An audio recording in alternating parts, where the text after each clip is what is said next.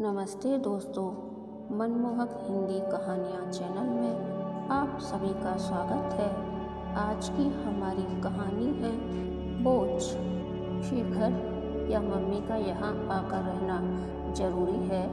मेरठ में उन्होंने पूरा जीवन बिताया। अब इस उम्र में वहाँ उनका अपना एक दायरा है और महेश भी तो है ना वहाँ उनकी देखभाल के लिए। महेश, रिया वह सिर्फ एक नौकर है। पापा के देहांत के बाद मम्मी कितनी अकेली हो गई है।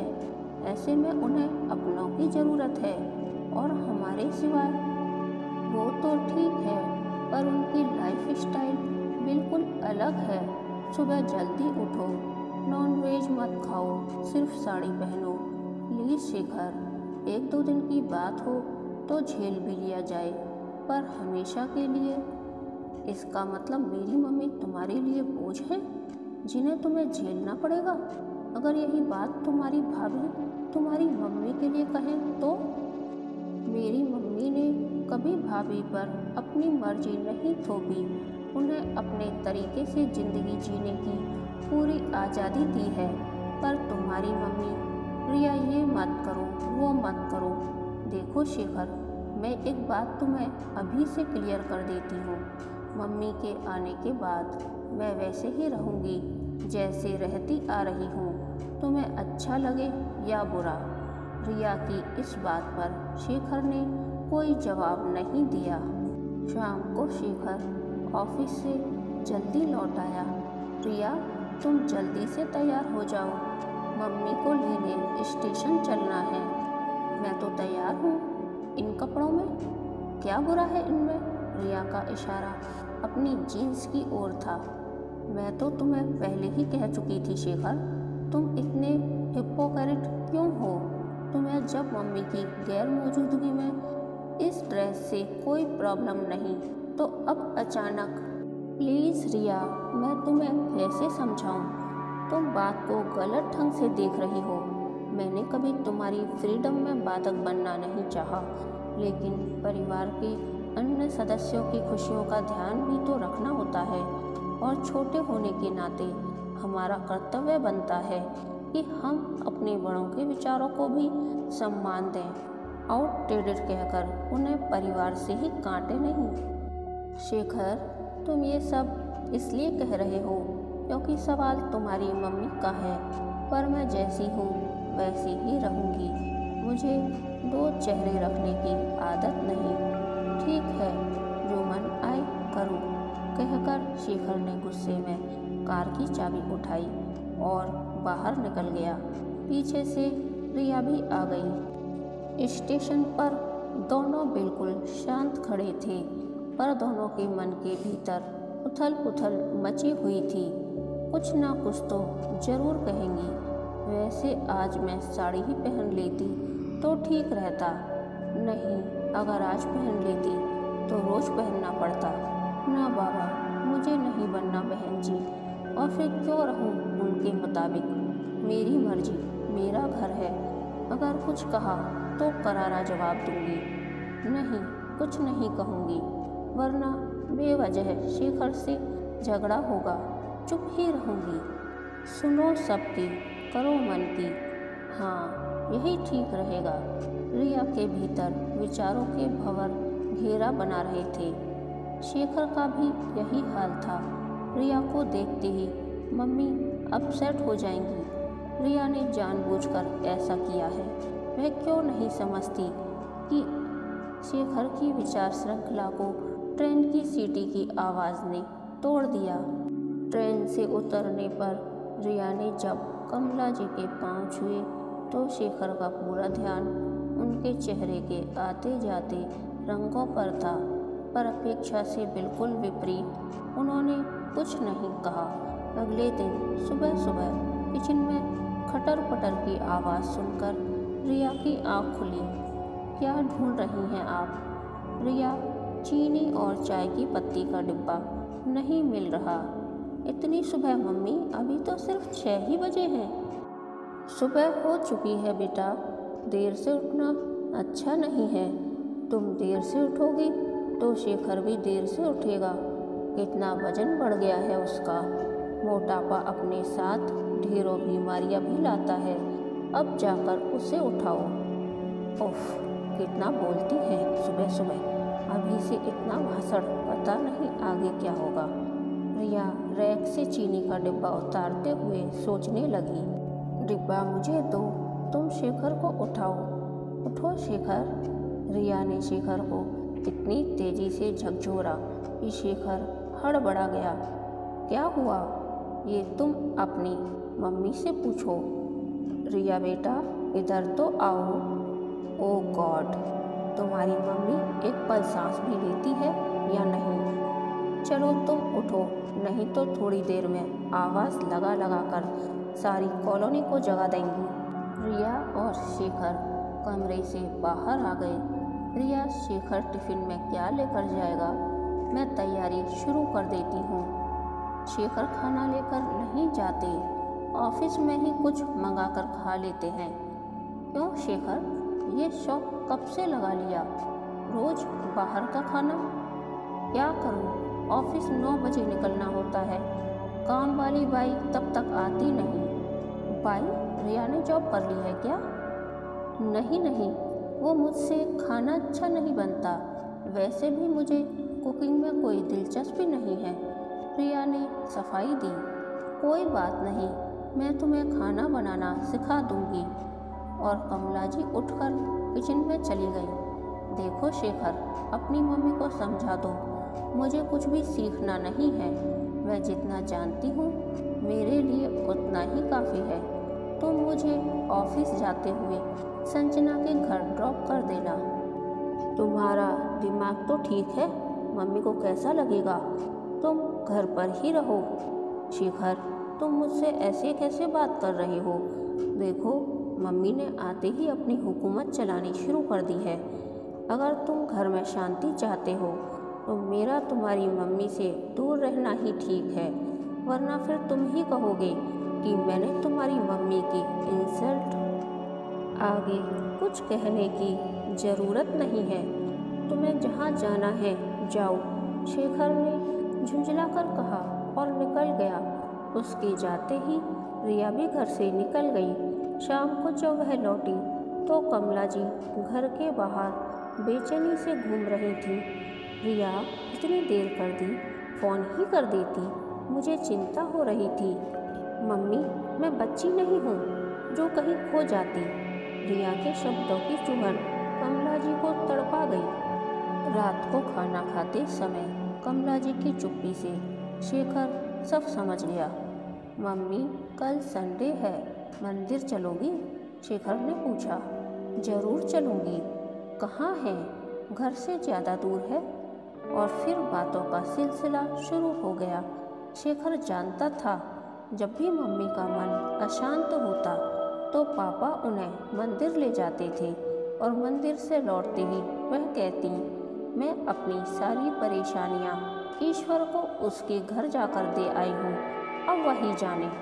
दूसरे दिन शेखर सुबह सुबह उठ गया। उसने जागते ही पूछा, रिया तुम भी चलोगी ना? नहीं, रिया ने करवट बदलते हुए कहा और सो गई। शेखर और कमला जी मंदिर से लौटकर आए तो शालू बाई बर्तन साफ कर रही थी।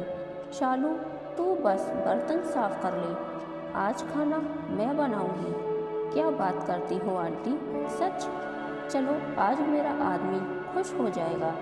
शालू के हाथ जल्दी जल्दी बर्तनों पर चलने लगे। रिया, तुम्हें खाने में क्या पसंद है? मुझे आप शेखर से पूछ लें। चलो ठीक है।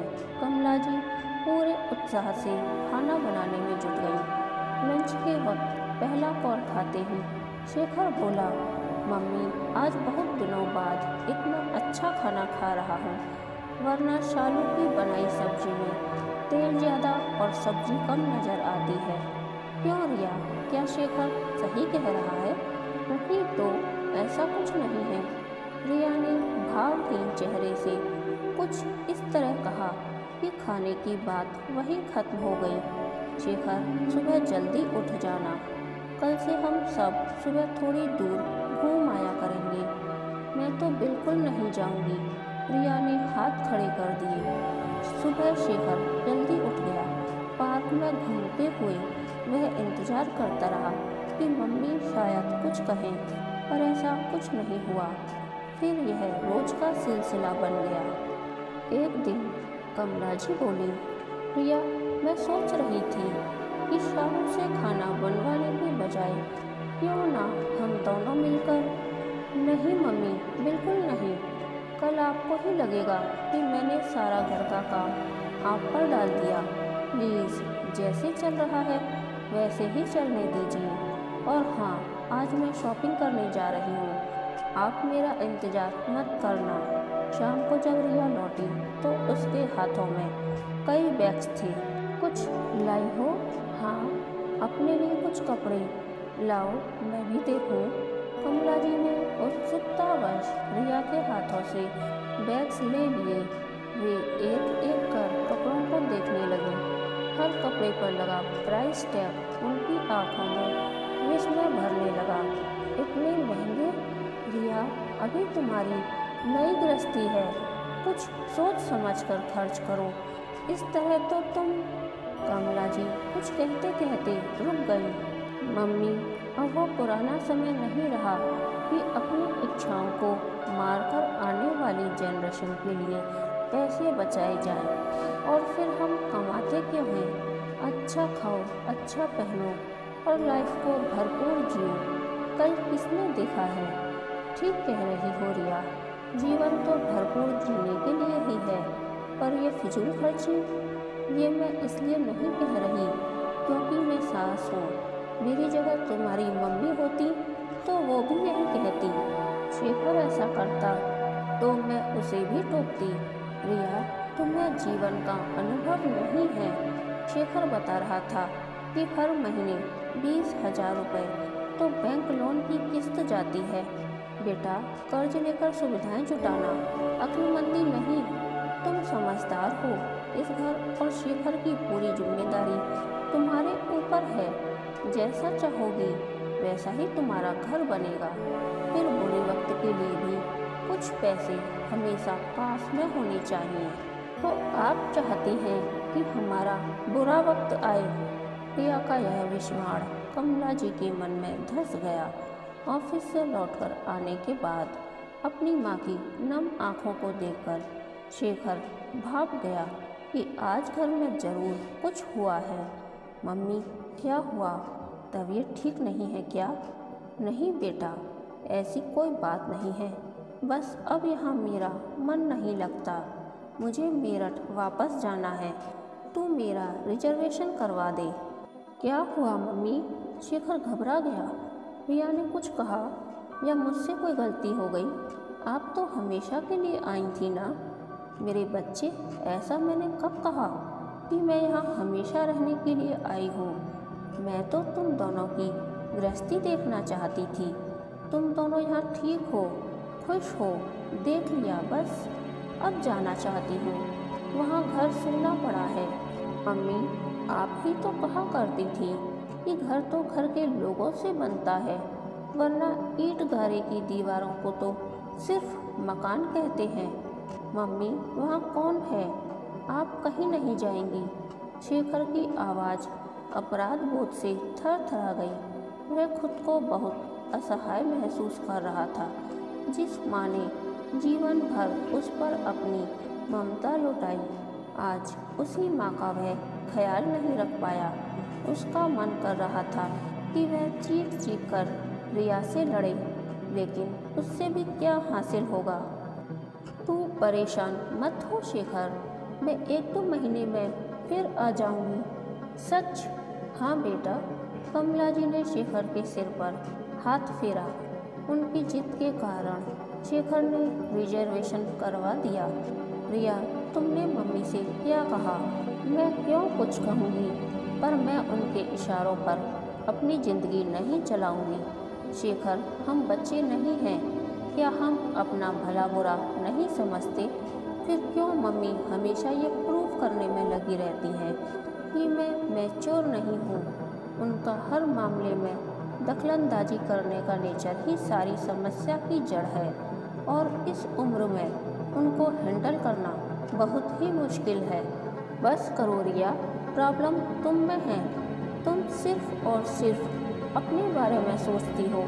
तुम कभी यह नहीं मानती कि तुमसे कभी गलती हो सकती है। तुम्हारा यही ईगो तुम्हें। शेखर आगे कुछ कहता उससे पहले ही कमला जी की आवाज़ ने उसे चुप करा दिया। शेखर, रिया की भाभी का फ़ोन है। रिया ने तुरंत कमरे से बाहर निकलकर फ़ोन उठा लिया। रिया, कब से तुम्हारा मोबाइल ट्राई कर रही हूँ। खैर, मैंने तुम्हें ये बताने के लिए फ़ोन किया है कि मैं और तुम्हारे भैया 2 दिन बाद दुबई जा रहे हैं। बधाई हो भाभी। कितने दिनों के लिए जा रहे हो आप लोग? मम्मी का ध्यान रखना। मम्मी वो हमारे साथ नहीं जा रही। इनकी कंपनी किसका खर्च उठाएगी? मम्मी यहीं रहेंगी। उनके लिए मैंने एक नौकरानी का इंतजाम कर दिया है। ये कैसे हो सकता है भाभी? रिया, अब तो निर्णय हो चुका है और हम भी कब तक उन्हें अपने साथ बांधे घूमेंगे। वैसे भी हमें 2 साल बाद तो वापस इंडिया आना ही है। 2 साल भाभी? रिया, मैं तुमसे बाद में बात करती हूँ। दरवाजे पर कोई है। फ़ोन कट गया पर रिया बुद्ध बनी फ़ोन को हाथ में लिए खड़ी रही। क्या हुआ रिया? अभी तो तुम भाभी को बधाई दे रही थी और अब? शेखर, भैया भाभी दुबई जा रहे हैं और मम्मी अकेली रहेंगी। ये कैसे हो सकता है रिया? अभी 2 महीने पहले ही तो उन्हें हार्ट अटैक हुआ था। उन्हें तो बहुत केयर की ज़रूरत है। यही तो मुझे भैया पर बहुत गुस्सा आ रहा है। भाभी को छोड़ो, पर भैया को तो मम्मी का ख्याल होना चाहिए। मम्मी अकेली कैसे रहेंगी? रिया रुआंसी हो गई। रिया, तुम्हारी मम्मी अकेली कहाँ है? तुम रहोगी ना उनके साथ? शेखर, तुम कल ही पूना जाकर रिया की मम्मी को ले आओ। यहाँ? रिया भौचक्की रह गई। और नहीं तो क्या, वह यहीं रहेंगी तुम दोनों के पास। रिया, जब तुम छोटी थी और तुम्हें उनकी ज़रूरत थी तो वे तुम्हारे पास थी। आज उन्हें बच्चों की ज़रूरत है तो तुम्हें उनके साथ होना चाहिए। क्यों शेखर? हाँ मम्मी, आप बिल्कुल ठीक कह रही हैं। मैं कल ही मम्मी को लेने जाता हूँ। भैया के वापस आने तक वे हमारे पास ही रहेंगी। रिया अपनी धुंधली आँखों से कभी शेखर को तो कभी कमला जी को देख रही थी। जो रिश्ता उसके लिए बोझ से ज़्यादा कुछ नहीं था, आज उसी रिश्ते ने उसके आंसुओं को अपनी हथेलियों पर ले लिया था। उसका मन आत्मग्लानि से भर उठा। मम्मी, शेखर मेरी मम्मी को तभी लेने जाएंगे जब आप वादा करेंगी कि आप अब हमेशा हमारे साथ रहेंगी। हमारे साथ नहीं, बल्कि हम आपके साथ रहेंगे, क्योंकि ये घर आपका है और हम। रिया आगे कुछ नहीं कह पाई और रोने लगी। मेरी बच्ची, हम सब हमेशा साथ साथ रहेंगे। उन्होंने रिया को गले से लगा लिया। कहानी के अंत तक बने रहने के लिए धन्यवाद। यह कहानी आपको कैसी लगी प्लीज़ कमेंट करके बताइए।